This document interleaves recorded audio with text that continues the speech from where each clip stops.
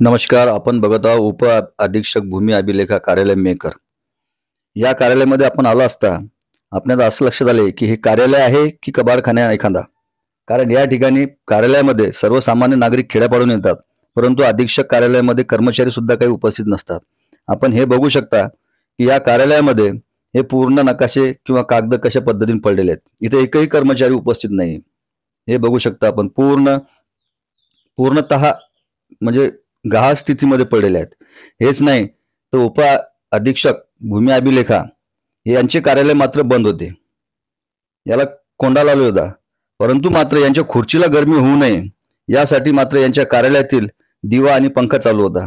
कारण शासनाने जे सांगितलेलं आहे किंवा शासकीय कार्यालयातील दिवा पंखा जातावेळेस बंद करावे, परंतु मात्र उप अधीक्षक यांच्या कार्यालयामध्ये पंखा आणि लाईट पूर्णतः चालू होत्या. कारण अधीक्षक महोदयांना सुद्धा आपण बघू शकता यामध्ये पंखा चालू आहे, लाईटही चालू आहे.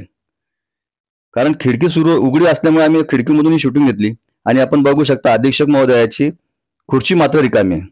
कारण यांना तर स्वतः अधीक्षक महोदयांना तर स्वतः गरमी होतेच, परंतु त्यांच्या खुर्चीला सुद्धा गरमी होऊ नये, त्यांना थंडी वाजावी किंवा थंड वाऱ्यामध्ये राहावे यासाठी पंखा चालू होता. परंतु खेड्यापाड्यातून येणाऱ्या जनता ही मात्र उन्हातानात येते, परंतु हे महोदय मात्र आपले कार्यभार किती चांगल्या पद्धतीने सांभाळतात हे आपण बघू शकता. हेच नव्हे तर यांच्या कार्यालयातील बऱ्याच रूममध्ये कर्मचारी हजर नसताना पंखे चालू होता. हे आपण बघू शकता. हे पूर्ण रेकॉर्ड कशा पद्धतीने पडलेला आहे हे आपण बघा. हे पूर्ण नकाशे पूर्ण असे निर्जन म्हणजे असे कागद तुटलेले आहेत, पूर्ण अशा ह्याच्यात पडलेले आहेत. परंतु मात्र या कागदांना गरमी होऊ नये म्हणून या ठिकाणी लाईट आणि पंखा मात्र चालू होता. शासन म्हणते किंवा शासकीय कार्यालयातील वीज वाचवावे, परंतु या कार्यालयामध्ये मात्र वीज कशा पद्धतीने वागवली जाते हे आपण बघू शकता.